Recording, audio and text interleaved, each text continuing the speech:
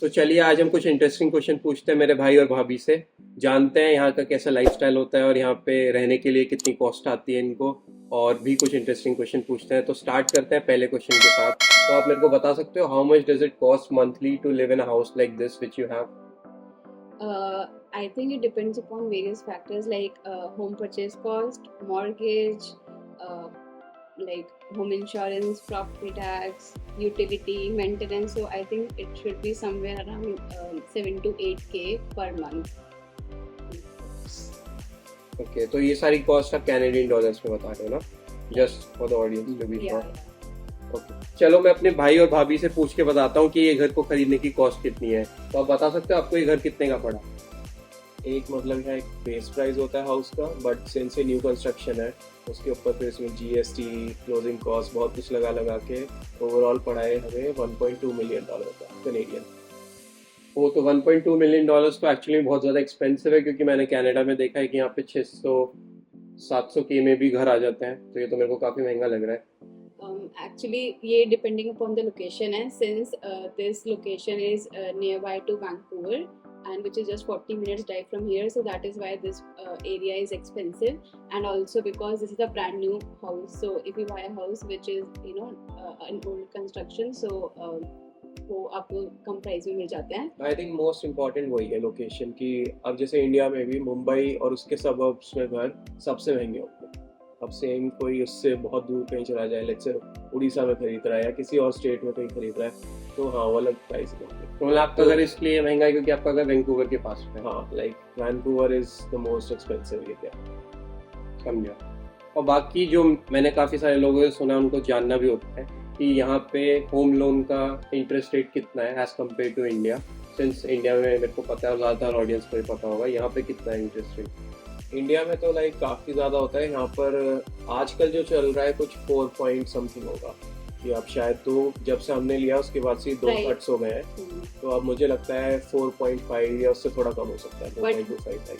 Like हमने थोड़ा ज़्यादा मिल लिया है, बट उसके बाद थोड़ा रेट कट हुआ है. ओके, सो मेरा नेक्स्ट क्वेश्चन आप दोनों से ये है कि what do you both do for a living? हम दोनों ही सॉफ्टवेयर इंजीनियर्स हैं।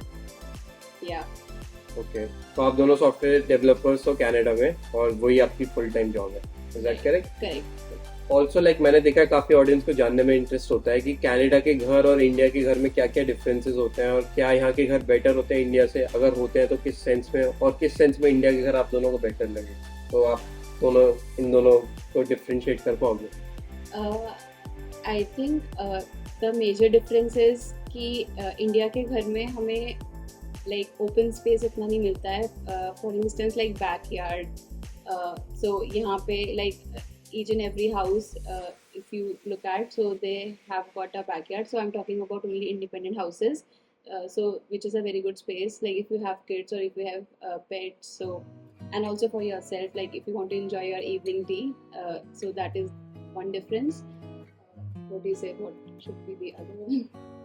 आई मीन डिफरेंस है कुछ। एक तो इनकी जो कंस्ट्रक्शन होती है बिल्कुल ही अलग होती है, कि ये वुड वाली कंस्ट्रक्शन करते हैं इंसुलेशन वगैरह मेंटेन करने के लिए, तो हाँ एक वैसी फील अलग है इनमें रहने की।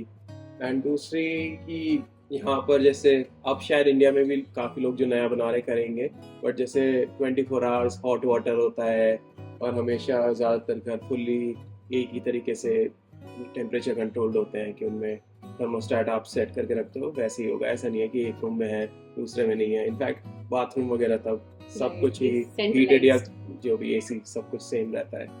एक और यहाँ पे जो डिफरेंस होता है जो इंडियन हाउसेस में नहीं होता है, कि यहाँ पे लाइक जो ग्राउंड फ्लोर होता है वो लिविंग स्पेस होता है एंड फॉर किचन.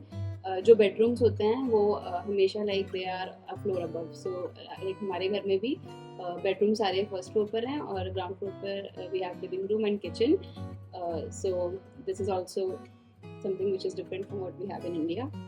और बाकी मेरे को इस चीज़ में एक और चीज़ ऐड ऑन करनी है जो मेरे को पर्सनली लगता है। मेरे को लगता है कि यहाँ के घर बहुत ज़्यादा खुले खुले होते हैं और साइड में मतलब काफ़ी जगह होती है। जैसे इंडिया में मैं बोलूँगा हम सबके घर just next to each other होते हैं और काफ़ी ज़्यादा कंजस्टेड होता है, ऐसा पता चलता है कितना क्राउडेड एरिया है। यहाँ पे घर बहुत स्पेशियस होते हैं और बहुत ही खुले खुले होते हैं, और एक घर और दूसरे घर में काफ़ी ज़्यादा स्पेस होता है, जो कि मैं बोलूँगा अगेन एक काफ़ी different as compare to Indian houses. And one thing I forgot to mention that like every house has a garage. Like in India आप अपनी कार पार्क करते हो, like you do not like necessarily have that space, so यहाँ पे आपके घर में हमेशा you would have a garage, one car garage हो सकता है, two, but at least like one तो हो गई, so that is also something which is different from like Indian houses. तो अगर आप लोगों ने इंडिया में भी जॉब किया तो आपको इंडिया में जॉब करना बेटर लगा या कनाडा में जॉब करना? आप इन दोनों को कैसे कंपेयर करोगे, कहाँ पे जॉब करना आपको बेटर लगता है? मैंने तो इंडिया में जॉब करी नहीं है, मैंने डायरेक्टली अंडरग्रेड के बाद यहाँ आ गया था, मास्टर्स करी थी यूएस से, उसके बाद जॉब स्टार्ट करी है। आरजी शायद कंपैरिजन बता पाएगी। राइट, मैंने 3 साल इंडिया में जॉब की है और आई थिंक डिफरेंस यही है कि वर्क लाइफ बैलेंस है यहाँ पे जॉब में, सो लाइक बहुत ही रियल एक्सपेक्टेशंस हैं, कोई लाइक और टाइम पे आपको पिंग नहीं करेगा, और it is like it is good to work here. And शायद वर्कलोड भी थोड़ा कम होता है, जो मैंने अपने बाकी दोस्तों से भी सुना है यहाँ पर। राइट, मतलब मैंने भी इंडिया में थोड़े टाइम जॉब की है, तो मैं अपना पर्सनल एक्सपीरियंस बताऊं तो अभी मैंने यूएस में रिसेंटली स्टार्ट किया जॉब करना, तो मेरे को खुद को ये लगता है कि यहाँ पे वर्क लाइफ बैलेंस ज़्यादा अच्छा है।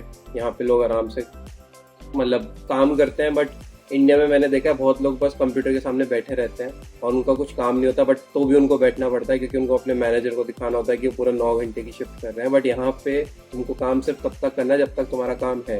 लेट्स से अगर तुम्हारा काम सिर्फ 2-3 घंटे में हो गया एक दिन में, तो तुमको सिर्फ 2-3 घंटे काम करना है। ऐसे किसी को दिखाने के लिए तुमको पूरे 9 घंटे की शिफ्ट नहीं करनी, क्योंकि मैंने नोटिस किया कि इंडिया में लोग करते हैं कि बस दिखाने के लिए लैपटॉप ओपन रखते हैं या फिर उसको बस देखते रहते हैं कि बस लैपटॉप ओपन है, और अपना जैसे हमारे सॉफ्टवेयर डेवलपर में हम टीम्स ऐप यूज़ करते हैं तो टीम्स ऐप को बस ओपन रखते हैं और अपने आप को ऑनलाइन दिखाते हैं ताकि ये रहे कि ठीक है हम काम कर रहे हैं। तो वो चीज़ यहाँ पे लोग नहीं करते हैं, सिर्फ टाइम की वैल्यू है मैं बोलूँगा शॉर्ट में। तो मेरे काफ़ी सारे फ्रेंड्स हैं इंडिया में, वो बोलते हैं तेरी जॉब तो रिमोट भी है, तो रिमोट भी काम कर सकता है, हाइब्रिड भी है, और सेम आप दोनों के साथ भी है कि आपकी जॉब रिमोट है। तो मेरा ये क्वेश्चन आप दोनों से है कि क्या ऐसा ऑप्शन है कि अगर रिमोट जॉब आप दोनों की सिंस है, मेरे को पता है, तो आप लोग क्या इंडिया से ही काम कर सकते हो? क्योंकि बहुत सारे लोग बोलते हैं कि अगर रिमोट जॉब है तो पैसे डॉलर्स में कमाओ और काम इंडिया से करो, which is like perfect life. तो आप लोग ऐसा कर सकते हो क्या? मतलब ये वाली चीज़ पॉसिबल होती है कुछ कंपनीज में, तो डेफिनेटली उनका है ऐसा कि एयरबीएनबी फॉर एग्जांपल ये अलाउ करती है कि तुम किसी भी कंट्री से काम कर सकते हो आजकल। बट हम लोगों की जॉब में हाँ कुछ टाइम हम लोग इंडिया जा सकते हैं या किसी भी कंट्री जा सकते हैं, एंड तो वो अलाउड है। बट कंपनीज के लिए टैक्सेशन थोड़ा कॉम्प्लिकेटेड हो जाता है, तो इसलिए इन जनरल वो ये चीज़ नहीं अलाउ करेंगे परमानेंट फॉर्मेट में। बट हाँ there are companies like Scaler, शायद मैंने सुना है, और एक दो और हैं मेरे इनफैक्ट कुछ कलीग्स हैं जो कि इंडिया आप चले गए हैं और वो लोग उस कंपनी के थ्रू यहीं की किसी कंपनी के लिए काम करते हैं, and they are paid in USD और व्हाटएवर। तो basically company to company dependent है शॉर्ट में अगर इसका आंसर हम समझ तो। हाँ मतलब ऑप्शंस हैं ऐसे भी। ओके, तो काफ़ी सारे लोग हैं जो कि लाइक मेरे से भी काफ़ी सारे लोगों ने कमेंट्स में ही पूछा, और मेरे से काफ़ी सारे लोग पर्सनली पिंग भी करते हैं। वो लोग पूछते हैं कि कनाडा और यूएस इन दोनों कंट्रीज़ में कैसे कोई आ सकता है, उसका बेस्ट राउट क्या है यहाँ आने का, और आप दोनों जैसे जॉब कर रहे हो यहाँ पे इस तरीके की जॉब कोई कैसे ले सकता है। तो आप उनको ऐसी क्या एडवाइस दोगे कि वो यहाँ पे आता है? जनरली मतलब दो तरीके से लोग आते हैं, एक तो जैसे स्टूडेंट की तरह कि यहाँ पर आओ अंडर ग्रेड या अपनी मास्टर्स करो एंड देन यहाँ की कंपनीज में जॉब ले लो, और फिर दूसरा राउट होता है कि L1 से यूएस जाते हैं, मतलब काम कर रहे हो आप ऑलरेडी किसी कंपनी में, फिर वही कंपनी का दूसरा अगर ऑफिस यूएस कनाडा कहीं पर है तो वो आपको भेज सकते हैं। लाइक उनके अपने वीज़ाज होते हैं, जैसे यूएस के लिए L1, यहाँ के लिए इंटर कंपनी ट्रांसफ़र कुछ कहते हैं, तो वैसे करके आ सकते हो आप। एंड ये सबसे वैसे तो सबसे ही ईजी तरीका है, इसे सॉफ्ट लैंडिंग कहते हैं कि आपके पास ऑलरेडी जॉब वगैरह सॉर्टेड होती है। बट हाँ अगर आप वैसे कुछ आ रहे हो कनाडा के स्पेसिफिकली, समहाउ आपके पास वर्क परमिट है, तो आप यहाँ पर आके जॉब ढूंढ सकते हैं, मतलब मिल जाती है, फिर भी यहाँ पर अपॉर्चुनिटीज़ ज़्यादा होती हैं कंपैरेटिवली। आईटी में तो काफ़ी मैं कहूँगा होती है, बाकी हाँ कुछ चीज़ों में थोड़ा स्ट्रगल भी है, तो वो तो आपने बाकी वीडियोस वगैरह में दुनिया भर के लोगों ने बता ही रखा है, पता ही होगा। तो मेरा नेक्स्ट क्वेश्चन आप दोनों से ये है कि कनाडा में रहने का ओवरऑल फ़ायदा या नुकसान क्या है एज़ कम्पेयर टू इंडिया? मेरे अकॉर्डिंग देखो हर चीज़ में प्रोज और कॉन्स होते हैं, तो मैं कॉन से स्टार्ट करना चाहूँगी।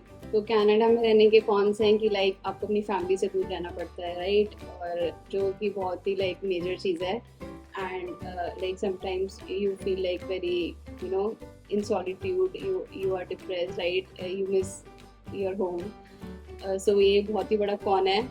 और अब प्रोज की बात करते हैं। अब देखो जो सबसे बड़ा प्रो मेरे अकॉर्डिंग है कि लाइक एयर वाटर यहाँ पे लाइक बहुत ही अच्छा है, आपको अच्छी हवा में you get to breathe, you know, you get good water to drink and और मतलब this is such a beautiful country. So आप घूम सकते हो, आप ट्रैवल कर सकते हो, like if you are avid traveller, so बहुत आपके पास अपॉर्चुनिटी है।